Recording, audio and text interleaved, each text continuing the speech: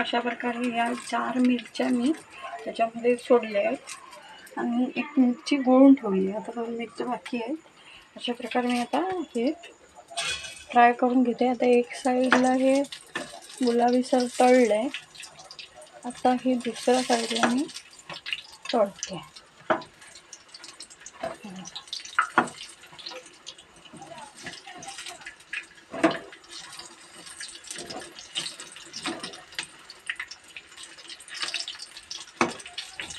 आता मी कुरकुरीत तळून घेते.